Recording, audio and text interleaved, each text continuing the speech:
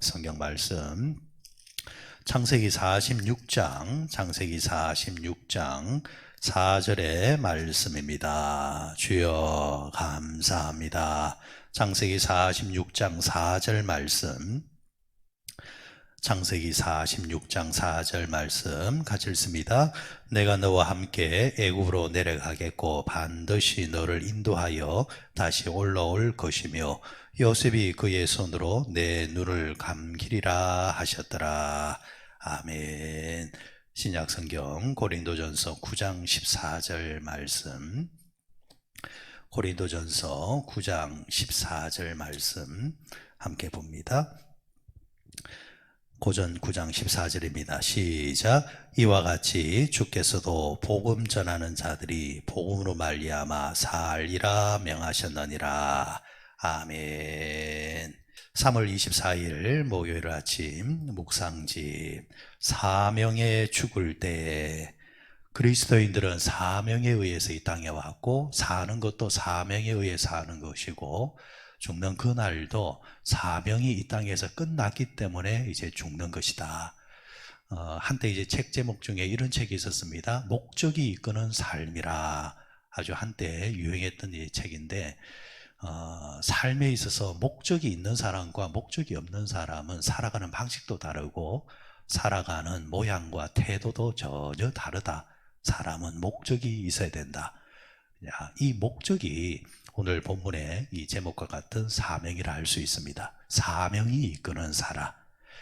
여러분, 길거리를 걸어가는 사람도 보십시오. 정처 없이 목적지 없이 그냥 걸어가는 사람은 호주머니에 손 딱 넣고 건들건들하면서 그냥 주변 쳐다보면서 이렇게 걸어갑니다.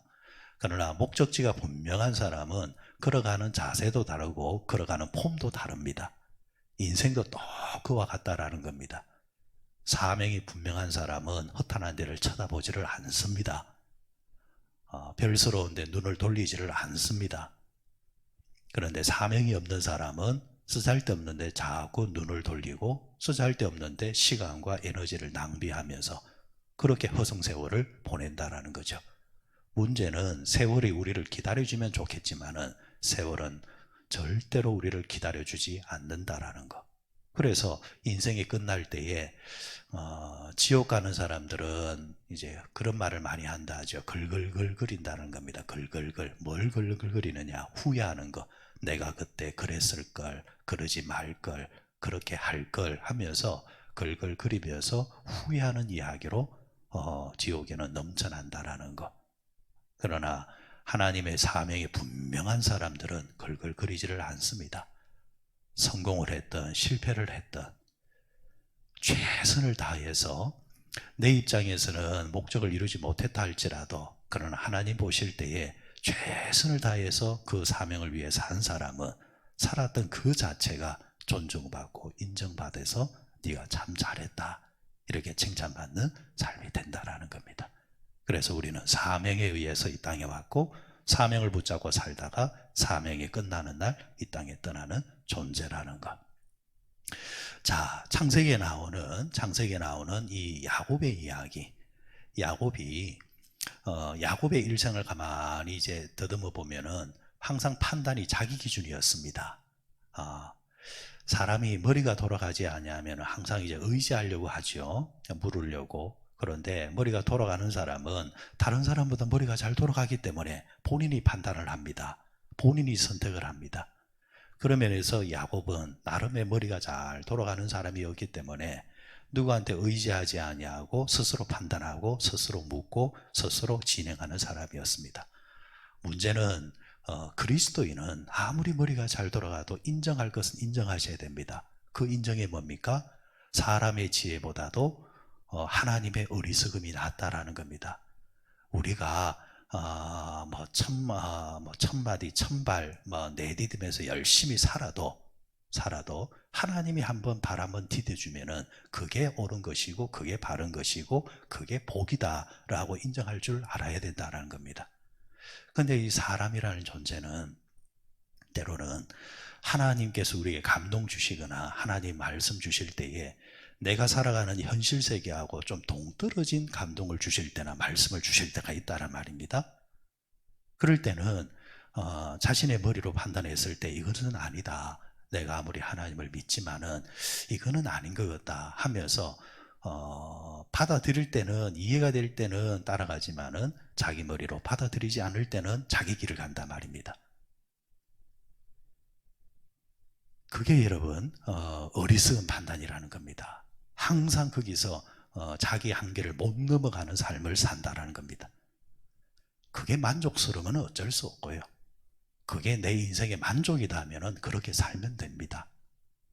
그러나 하나님의 복음 안에는 그 정도로 우리에게 만족하며 살라고 주신 것이 아니거든요. 우리가 알지 못하는 더 넓은 세계가 있고 은혜가 있고 복이 있는데 거기까지 이제 못 가는 겁니다. 하나님 입장에서는 바보죠. 너에게 줘도 그걸 못하느냐라는 겁니다. 자, 야곱이 전형적인 그런 사람이었다라는 겁니다. 태어날 때 출생을 가만히 보십시오. 형 에서의 발꿈치를 붙잡고 나왔다 했잖아요. 욕심으로 보면은 태어날 때부터 누가 가르쳐 주지 않아도 시키지 않아도 그가 가진 습성 가운데 본능 속에 욕심이 가득한 사람이었습니다. 태어날 때부터 형의 에서의 발목을 붙잡고 발꿈치를 붙잡고 태어났고, 그리고 살아가면서도 욕심이 얼마나 많습니까? 장자권, 형이 이제 장자잖아요. 사실 그런 거는 있습니다. 고대 사회에서 이 장자는 모든 재산을 차지할 수 있는 권리가 있었습니다. 뭐 아버지가 뭐 의도적으로 좀 나눠주면 모르겠지만은 아버지의 그런 말 없다고 한다면은 형 에서가 모든 집안의 재산을 다 가져가고 동생은 형이 조금 나눠주는 것을 선처를 기다릴 뿐이지 제도적으로 문화적으로 봐서는 형이 다 가져간다고 해서 이 일을 다 할 수가 없습니다. 야곱은 기다릴 수 없고 형의 선처를 기다릴 수 없으니까 자기 나름대로 편법을 쓰죠. 그게 뭐였습니까? 팥죽 한 그릇에 형 에서의 장자권을 가져오는 것. 그런데 이거 장면을 가만히 보면 참 장난스럽잖아요. 이런 팥죽 한 그릇에 형 나한테 팔아라. 형이 배고플 때 그렇게 하니까 장난삼아 그래 네 가져라. 여러분 그런다고 해서 장자권이 동생한테 가고 자기한테 오고 뭐 그럽니까? 그거 아니잖아요. 하나님이 보실 때도 저들끼리 팥죽 한 그릇 가지고 그렇게 말장난한다고 해서 그래 순서 바꿔라 뭐 그렇게 하시겠습니까? 아니잖아요. 그런데 하나님 보시기에는 장난도 불량스럽다라는 겁니다. 장난도 하는 그 모습이 의도가 참 보기 좋지 않다라는 겁니다. 가만히 기다리면 어차피 하나님은 형 에서가 아니라 야곱을 통해서 하나님의 경륜을 이어가려고 계획을 가지고 계셨다라는 겁니다. 인간이 저것끼리 어찌한다고 해서 문명이 바뀌고 역사가 바뀌는 게 아니고 하나님께서 다 설계하신 대로 가게끔 되어져 있는데 야곱은 그걸 못 기다리는 겁니다.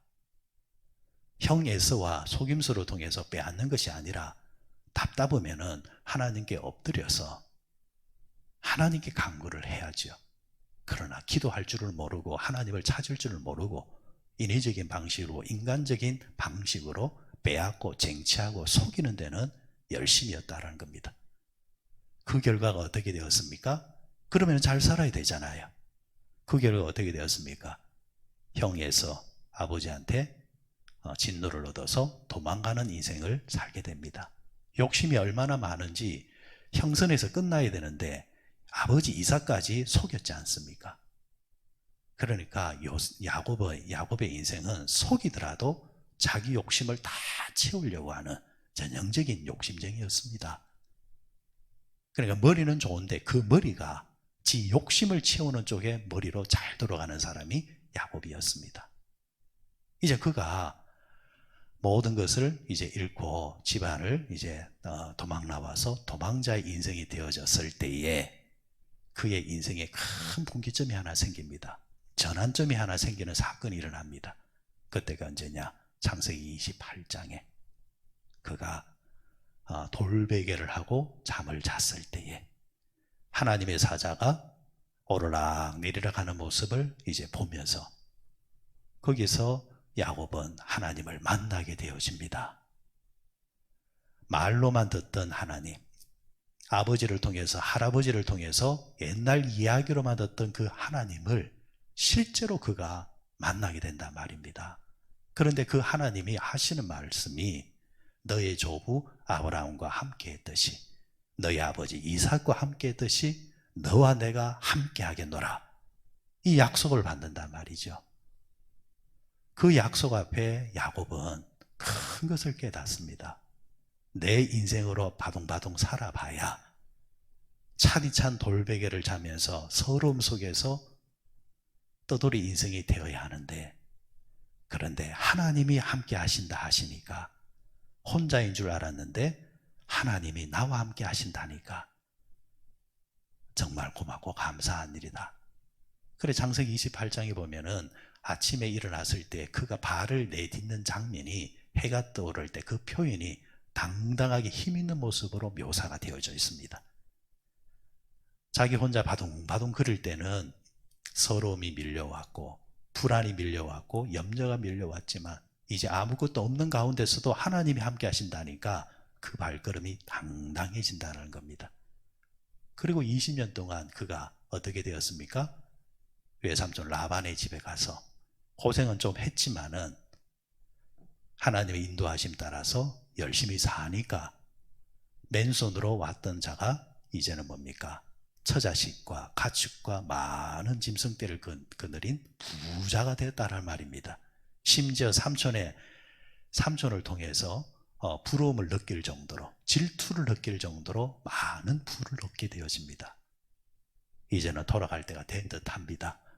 당당하게 처자식을 데리고 가축대를 몰고 고향으로 돌아옵니다. 고향으로 이제 돌아와서 극적인 형과의 만남도 이루어집니다. 이때 이제 조심해야 되는 거예요. 사람은 누구나 다, 여러분, 긴장할 때는 크게 벗어나지를 않습니다. 사람이 긴장을 딱 하고 있으면 크게 죄를 안 짓습니다. 그런데 긴장이 싹 풀어질 때가 위험한 겁니다. 여러분, 그 시골에서는 한겨울에는 예전에 뭐 도시 애들이야 뭐 스케이트를 탄다 뭘 한다 이러지만은, 시골에 뭐 스케이트가 뭐가 있습니까? 그 논바닥이랑 강에 얼었을 때에, 그죠? 거기다가 그 나무로 만든 무릎 꿇고 앉아서 이제 하는 그런 썰매 만들어 가지고 논단 말입니다. 한겨울에는 부모도 걱정하지 않고 아무도 걱정하지 않습니다. 그런데 언제가 위험하냐? 한겨울이 지나고 얼기는 얼어 있는데 이제 날씨가 조금씩 풀릴 때, 육안으로 보면은 얼어 있는데 얇은 얼음이 얼어져 있을 때에, 그때가 위험합니다. 그때는 부모가 항상 당부를 합니다. 조심하거라, 하지 말거라, 가지 말거라 이럽니다. 항상 요때입니다. 요때. 그러니까 싹 풀릴 때, 긴장이 싹 풀릴 때입니다. 야곱이 이제 그때가 찾아온 겁니다. 이제 살만하다라는 겁니다. 형과의 문제도 풀렸고, 옆에 보니까 처자식도 주렁주렁 달려가 있고, 쓸 만큼 재산도 있고, 내 노후도 보장된 것 같고 괜찮다라는 겁니다. 이때 어떤 생각이 들어오느냐? 사실은 그가 눈물의 빵을 먹을 때에 하나님을 처음 만났을 때가 창세기 28장. 그런데 그때 하나님과 약속이 있었습니다. 사람 그렇잖아요. 어려울 때는 지푸라기라도 잡는 심정으로 하나님을 붙잡고 하나님께 하소연하잖아요. 그러면서 하나님께 서원 잘하잖아요. 하나님이 이 문제 해결해 주시면, 이번에 나를 한번 도와주시면, 하나님 이번에 나에게 은혜를 주시면 내가 이렇게 살겠습니다. 우리 그런 기도 하지 않습니까? 여러분, 사람은 긴장할 때는 그 부여 잡고 있다가 나중에 잘 되면은 그걸 까먹는 경우들이 많습니다. 너나 나 할 것 없이. 그때 여러분, 복의 수준이 이제 달라지는 겁니다. 사람은 잊을지언정 하나님은 잊지를 않습니다. 사람은 한 번 말한 거 번복하지만 하나님은 인생이 아니시니 시건치 아니하시고 인자가시니 하신 말씀을 거두지 않는다 하셨습니다. 딱 하나님이 보고 계시는 겁니다. 그런데 문제는 야곱이 하나님과 약속했던 그 장소로 베들로 돌아가지를 않습니다. 베들하고 떨어져 있는 숫곳이라는 그런 곳에서 딱 머물고 여기가 좋사오니 우리 여기서 살자 하면서 주저앉아 버립니다. 저는 그 대목에서 야곱이 몰랐을 수도 있고 잊을 수도 있고 아니면은 또 한 가지 인간의 습성, 그 못된 본능, 올라가려니까 부담스럽다는 겁니다. 왜? 그곳에서 약속은 물질적인 헌신의 약속이 그곳에 있기 때문에 하나님 이곳에 무사히 돌아오게 하시면은 내가 이곳에서 하나님의 성전을 짓겠습니다. 이곳에서 하나님 나의 10분의 1을 하나님께 바치겠습니다. 이 약속이 있으니까 이 야곱의 쓴뿌리가 뭡니까? 물질을 위해서라면 눈에 비는 게 없는 사람이란 말입니다. 그 쓴뿌리가 슬그머니 올라온단 말입니다. 의도적으로 그곳에 가지를 않습니다. 자, 하나님은 이럴 때 어떻게 하시느냐? 그 사람을 버리지는 않지만은 그 사람을 징계하십니다. 여러분, 심판과 징계는 다른 거지요. 그죠? 정죄와 징계는 다른 겁니다. 하나님은 정죄는 없다 했습니다. 하나님을 사랑하는 자, 곧 그때로 부르심을 모든 자들에게는 협력하여 선을 이룰 뿐만이 아니라 플러스 알파가 뭐냐? 이제부터는 정죄하지 아니하리라 약속하셨기 때문에 정죄는 안 하십니다. 하지만 대신에 뭘 하시느냐? 징계는 하십니다. 여기에 딱 걸리는 겁니다. 그러자 집안에서 생각지 않았던 우환이 생깁니다. 12아들 말고 그 밑에 디나라는 13째가 동네 불량배에게 강간을 당합니다. 거기에 화가 난 형들이 가서 살인을 저질러 버립니다. 이제는 그 동네 사람들한테 쫓기는 그런 인생이 또 돼버립니다. 원점으로 되돌아가 버리는 겁니다. 그때에 야곱이 번뇌에 빠지게 됩니다. 왜 이렇게 되었을까? 내 인생은 왜 이럴까? 살만해졌는데 왜 또 이런 집안의 우환이 생겼을까? 그때 하나님이 그에게 감동을 줍니다. 정신이 번쩍 든 야곱은 창세기 35장의 모습을 보게 되어지면은 자식들을 불러 모아놓고 베델로 올라가자.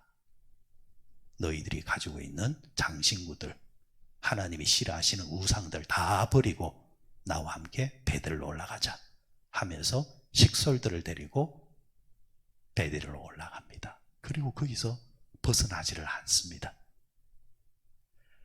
그때로부터 야곱은 그 지역에서 끝까지 삽니다. 그게 창세기 46장까지 온 거예요. 그리고 그곳에 기근이 들어도 자식들 보고 애굽에 내려가서 양식을 좀 구해오느라 할지언정 본인은 절대 그 길을 벗어나지를 않습니다. 벗어나면 이제 죽는다라고 이제 그에게 각인이 되어 있기 때문입니다. 자, 이런 이제 상황 속에서 한편에서는 또 어떤 드라마가 연결되었습니까? 요셉이, 팔려간 요셉이 거기서 구사일생으로 살아날 뿐만이 아니라 하나님의 복을 받아서 어떻게 되었습니까? 총리가 되어 있는 가운데 있습니다. 이 야곱의 핏줄이지만은 요셉은 또 전혀 다른 그 인생의 길을 걸어간 사람입니다. 고생은 할지언정 자기 욕심대로 살지 않고 항상 하나님께 물어보는 인생을 삽니다. 그래서 출발과 과정은 우여곡절이 많고 고생을 했지만은 이런 인생은 항상 결과는 비교할 수 없을 만큼 좋은 곳으로 나게끔 되어져 있습니다. 마귀가 주는 길은 처음에는 넓습니다. 반대로 주님의 길은 좁다 했죠. 그런데 가보면요, 좁은 길은 나중에 큰 길이 되어 있고, 큰 길은, 당장 좋은 큰 길은 나중에 보면은 막힌 길이 됩니다. 요셉은 좁은 길이었지만은 끝까지 그 길을 걸었을 때에 가장 큰 길의 주인공이 됩니다. 이제 그래서 이제 극적인 이제 만남이 이루어졌죠.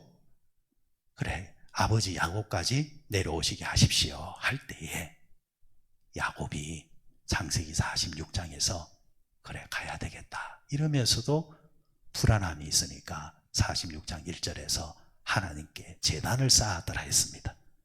이게 무슨 내용이냐니까 하나님 갈까요 말까요? 자식이 성공해서 내려오라 하는데, 자식이 총리가 되어서 내려오라 하는데 당연히 가야죠. 출세라든가 아니면은 잘 먹고 잘 사는데 항상 주안점이 있는 사람인데 배고픔을 해결할 뿐만이 아니라 이제는 애굽이라는 나라에서 자기의 자식이 왕 다음에 2인자가 되어져 있는데 당연히 내려가야죠.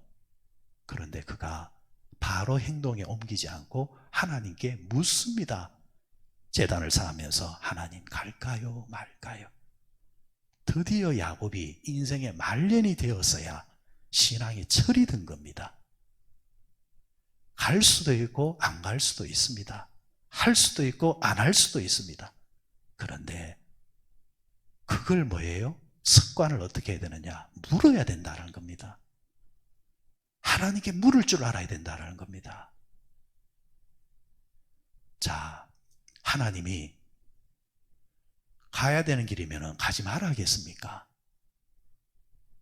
근데 하나님은 뭘 원하시느냐? 당신에게 묻기를 원하시는 겁니다. 그게 여러분 사람으로 치면은 효자입니다. 연세가 드신 부모, 나보다도 이제 내가 판단력이 더 나은 것 같아도 부모를 인정하는 자식은 아버지 갈까요 말까요 여쭤볼 때에 부모는 자신을 인정해 주는 자식에 대해서 만족감이 있습니다. 마찬가지입니다. 하나님께서는 그런 성도에게 더 많은 것을 주시고자 원하십니다. 하나님은 야곱에게 가라 하십니다. 하나님 진짜 갈까요? 왜? 겁나거든. 벗어나 봤을 때에 그가 혹독하게 치루었던 옛날에 고생이 있으니까 정말 갈까요? 그래 가거라. 자, 여기서 마지막 교훈입니다. 여러분 신앙대로 살든 아니면은 반대의 신앙대로 살든 간에 때로는 이게 신앙적인 것 같은데도 불구하고 하나님이 오히려 역으로 이렇게 야곱에게 그 자리를 떠나라 할 때가 있습니다. 그러니까 여러분 옳고 그름은 내게서 나오는 것이 아니라 하나님 말씀에서 나온다는 것을 항상 기준으로 삼으셔야 됩니다. 그러면은 뒤에 가보면은 그게 옳다라는 것을 딱 깨닫는 자리가 있습니다. 하나님은 그러면은 왜 약속의 땅인 이 가나안을 떠나라 하셨을까요?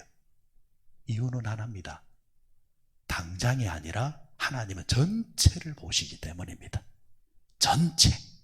우리는 근시안적으로 바로 앞에만 보지만 여러분 지금 그 좀 불편한 이제 비유일 수 있지만은 돼지가 왜 돼지인 줄 아시죠? 돼지는요 평생을 살아도 고개를 안 쳐듭니다. 하늘을 잘 안 봅니다. 매 머리 쳐박고 있습니다. 뭐 꿀꿀거리면서 먹을 게 없나 싶어가지고 그것만 쭈꾸꾸꾸 하고 있습니다. 그게 돼지입니다. 사람은 하늘을 쳐다볼 줄 알아야 됩니다. 하나님이 뭘 말하시는가? 하나님은 전체를 보신단 말입니다. 그럼 그 전체가 뭡니까? 일찍이 하나님은 야곱의 조부 아브라함과 약속한 게 있었습니다. 그 약속이 뭐였습니까? 복을 주실 뿐만이 아니라 너의 후손이 400년 동안 나그네 삶을 살게 될 것이다. 그럼 그게 저주냐? 아니죠. 하나님이 아브라함 집안에 한 집안 몇 사람 되지 않는 사람들을 민족으로 이루기 위한 하나님의 나름의 이제 계획을 딱 짜놓은 겁니다. 그 계획 속에 이 집안이 어디로 가는 거, 애굽에 내려가는 것까지 포함되어 있다는 겁니다. 그리고 실제로 70명의 식솔들이 내려갔다가 나중에 400년이 지나서 다시금 가나안 땅에 올라올 때에 모세의 지도자로 올라올 때에 이 식솔들은 400만이 넘는 인구로, 민족으로 이루어서 올라옵니다. 하나님은 다 이루시는 하나님이십니다. 이 계획을 가지고 하나님은 요셉을 먼저 보내셨고 이제는 야곱과 그 식솔들까지 내려가게끔 하신 것입니다. 그렇다고 한다면 오늘 말씀의 결론입니다. 하나님의 생각은 항상 나보다 앞서가 있습니다. 물으셔야 됩니다. 기도하셔야 됩니다. 그리고 여러분의 생각과 부딪힌다 할지라도 기도하는 가운데 주시는 감동대로 믿음으로 그냥 가는 거예요. 가보면은 반드시 하나님의 그 인도하심이 내 생각보다 훨씬 옳았구나. 하나님께서 이루기 위해서 그렇게 하셨구나. 무릎을 치는 자리가 있습니다. 아무쪼록 이것이 전체를 통틀어서 이제 오늘 성경은 한마디로 말하면 사명. 하나님은 내 인생에 잘되고 못되고 그 수준을 떠나서 내 인생을 통해서 이루고자 하신 그 사명을 이루기 위해서 오늘도 일하고 계시고 그 사명에 순종하고 사명에 붙들림 받은 남은 생애만 되시기를 주의 이름으로 축원드립니다.